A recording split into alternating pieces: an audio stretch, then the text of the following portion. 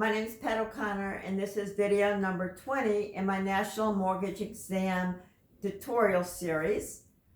And the information for all of these videos in the series comes primarily from the study guide that I have published on Amazon.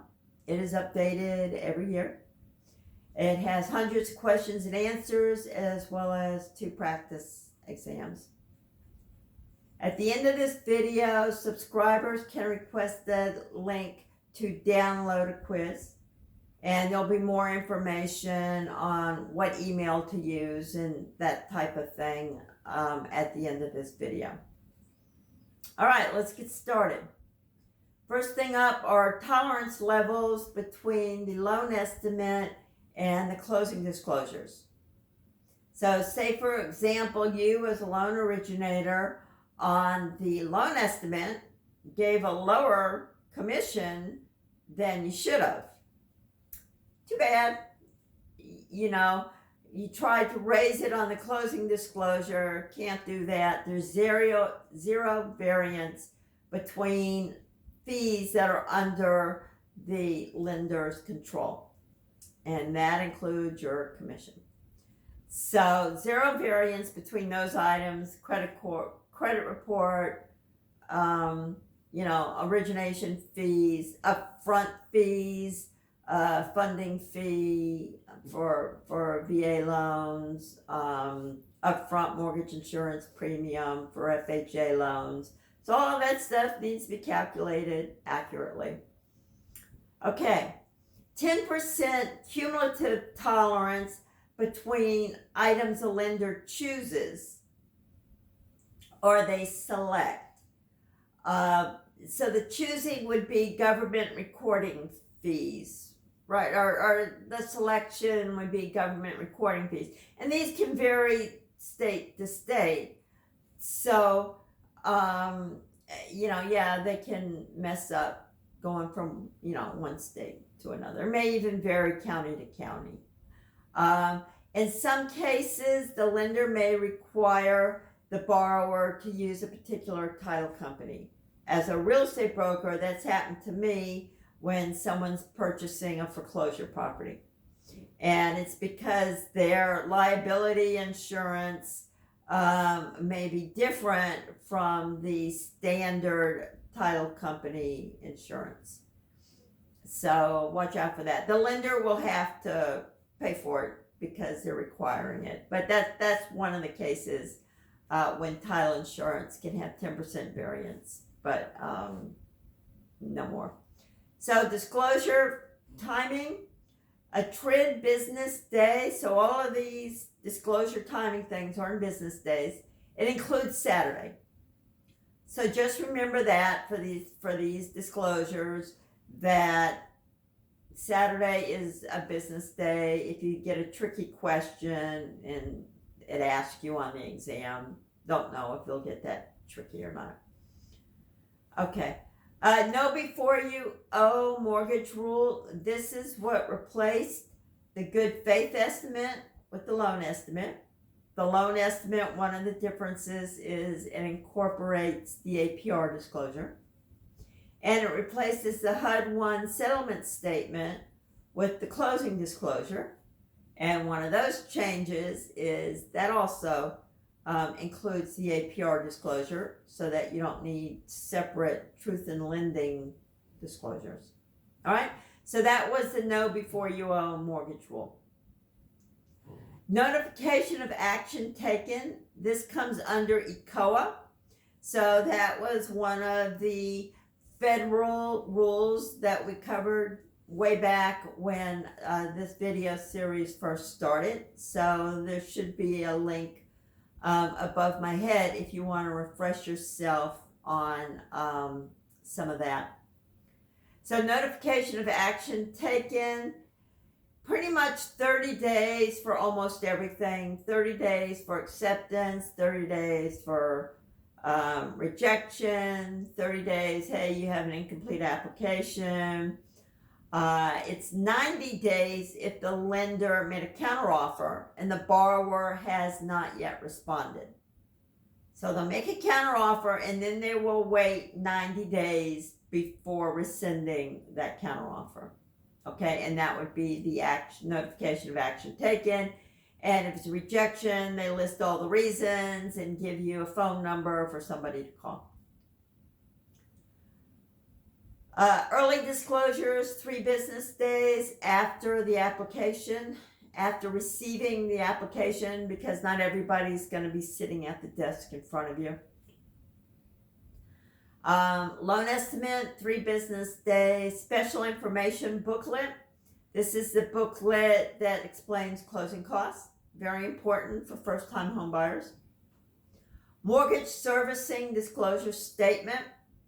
Company that you're working for may or may not service their own loans. If you're working for a lender, they may or may not. If you're working for a mortgage broker, most likely not, unless something's going on that I don't understand. Okay. You need a list of 10 HUD-approved home counseling agencies for reverse mortgages and high-cost home loans that come under the HOPA. That would be under Truth in Lending in the federal laws. So I'm not sure if that's the same as ECOA or not, but if it's not, then I will try to remember to put that link above my head. Affiliated business arrangement. Maybe the company that you work for as a loan originator also has a real estate company. And they come to you first, and then you say, well, I know Susie over here in real estate. She's great. I work with her all the time. We're all part of the same corporation. And here's her card. And so, then you have to give, once you start saying, we have an affiliated arm, at that point, you give out this affiliated business arrangement disclosure. Sometimes they may be a loan origination mortgage company, may also have a title company, right? Same thing. You're not required to use our services, but if you do, it makes the whole process smoother. Everything's under one house, and we all talk to each other.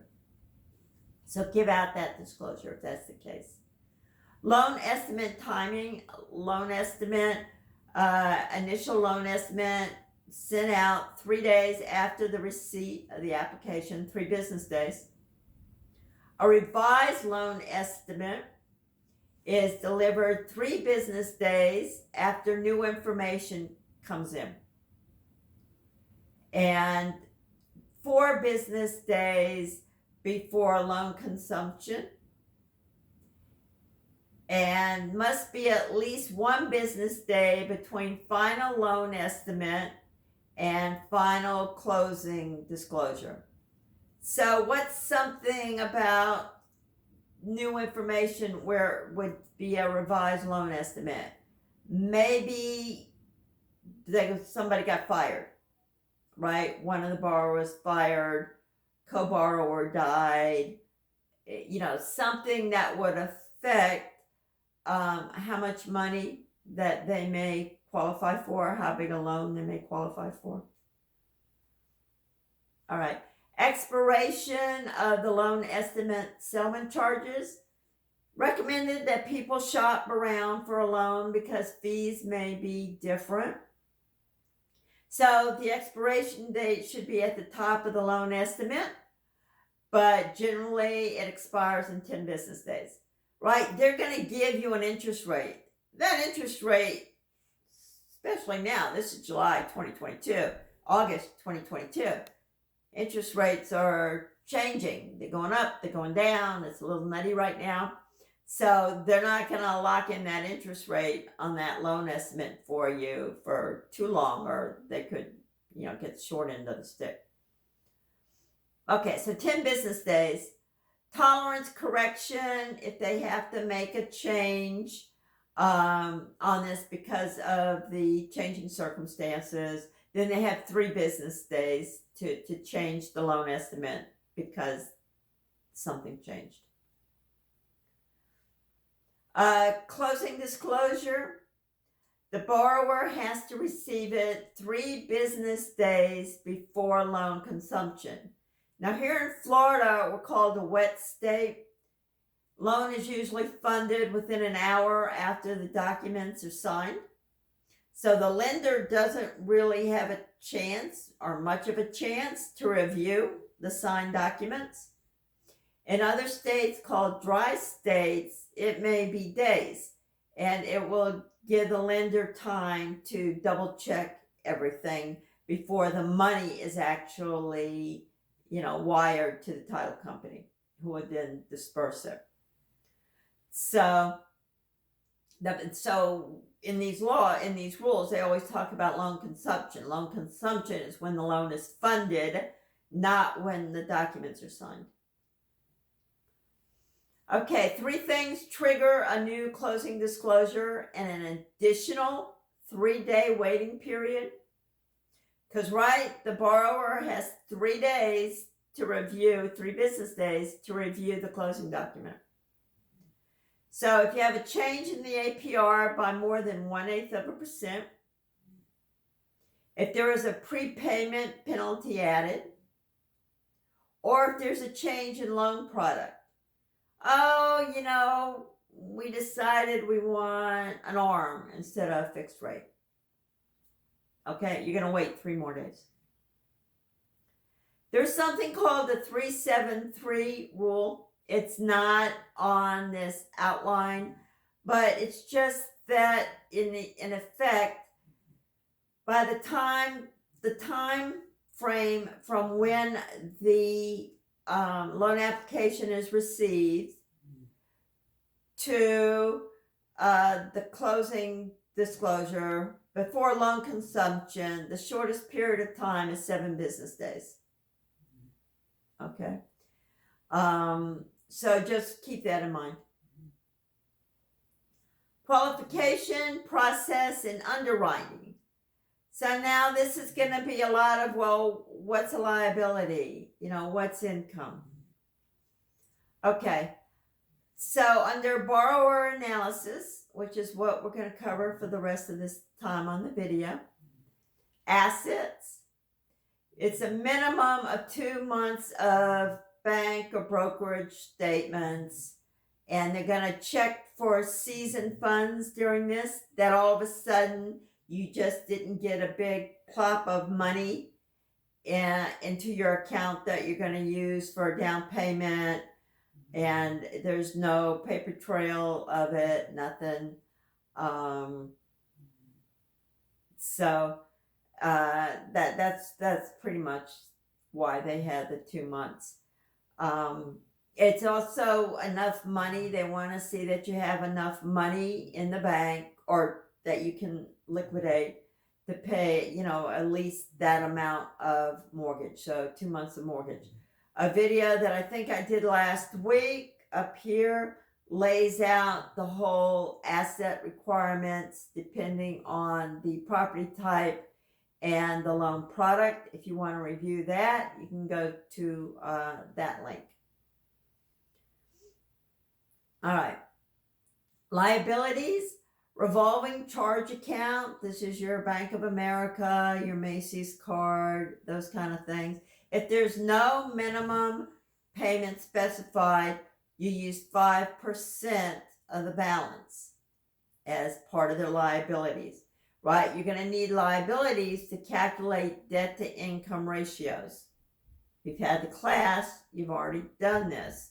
We're going to review that next week or the week after. I think it's going to be next week's video. Installment debt. This would be your car payment. Okay, that's going to be the big one for most people. So if you have 10 or more payments remaining, you have to include it. If you don't, then you don't have to include it. So here's one. If the ratios don't come out in favor, if they have too much debt, you can encourage them to pay down their car loan so that they only have like 9 months of payments left, rather than 20, if they can afford it. And then Just that one little thing may be enough to have them qualify for a loan or qualify for a better interest rate. If they have an auto lease, you always have to include the lease payment, the monthly lease payment in your debt to income ratios. Because the theory is if they're leasing now, chances are they'll lease in the future. And, the lender wants to know, they want to be protected because this may be an ongoing charge. Non-investment property mortgages. So then you need the full PITI, principal, interest, taxes, and insurance, as long as it's not an income-producing property. So if they're buying, a vacation home and they already have primary residence, you're going to have to get the PITI for that primary residence and add it to their liability. It's charged you're paying every month. Makes sense. Alimony and child support payments that continue for 10 months beyond application. Again, the lender's looking at long term. So if child support may end at 18. So you bring in documentation that the child's birthday is next month, then that would not have to be included as a liability, which can also improve your chances of applying for a loan. Okay, income. Calculation of the gross income. Now I'm going to go kind of easy on some of these captions today because there's a lot of minutia in here. So I suggest that you read the description because it pretty much has all the details of what I'm saying.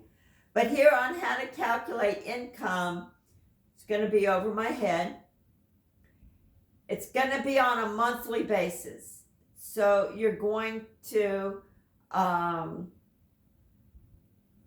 have annual income divided by 12. You're going to have weekly income times 52 weeks divided by 12. And hourly is here that may mess you up on an exam. You have to go hourly times weekly hours times 52 weeks divided by 12. So put a star on that in your head, okay? If they report hourly rate times weekly hours times 52 weeks divided by 12. Employment income. You're going to want to see 2 years. Think 2 years for almost all of this. 2 years of W-2s. 30 days pay stubs. Previous month pay stub. If you get paid once a week, bring in 4 of them, right? So 30 days worth. Self-employment income. 2 years personal tax returns. If you have a business, if your borrower has a business, 2 years business tax returns, P&L, profit and loss statement, year to date. You may have had 2 great previous years, but this year it's gone downhill. So that's why they want to see the partial year profit and loss. And a balance sheet, that's a snapshot in time, how much money, what's everything right now. Retirement income, you can include your Social Security, but you need the benefits statement. Go to socialsecurity.gov, I think, or ss.gov.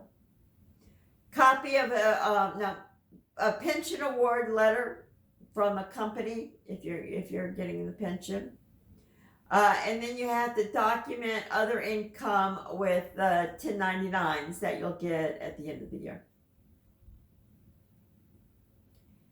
Three things have to continue for 3 years after the application date to be considered as income. If you are receiving alimony and child support, it has to continue for 3 years. If you're giving it, it has to continue for 10 months or more to be included. If you are on the receiving end of things, you need to be able to keep receiving it 3 years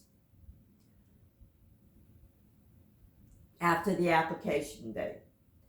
Okay. Copy of the divorce decree or separation agreement if you're, getting alimony and child support. 12 months of canceled checks of alimony or child support receipt. Again, there's a lot of fraud around, so they're not going to believe you. They're going to try and verify everything. And they may also, in case you decide you're going to do fraudulent checks, they're getting your bank statements. And if you figure, well, I'm gonna, not you, your borrowers, you're the loan originators. Well, I'm gonna turn in, false bank statements. Well, you got the VODs that we talked about last week, verification of deposits. Those are sent right to your bank, to their bank. Investment property income, here's another good exam question. They're only gonna use 75% of investment property income because they're accounting for repairs and vacancies. Other income, you need 2-year documentation of commission, bonus, or dividends. And then it's actually going to be averaged over those 2 years. 2 years documentation of stocks and dividends that are paid. 2 years of automobile company income that was paid in excess of expenses. Disability benefits with the remaining term of at least 3 years. Unemployment benefits that are documented and have been received for the past 2 years and are likely to continue. Okay, so that wraps it up for today. The instructions on how to request the download link, subscribers only. It should be above my head right now. If you wait a couple of more seconds, then you will have couple of links to other videos in the series that you might be interested in. Okay, we're getting sort of close to the end of these tutorials, but I will see you next week. Bye.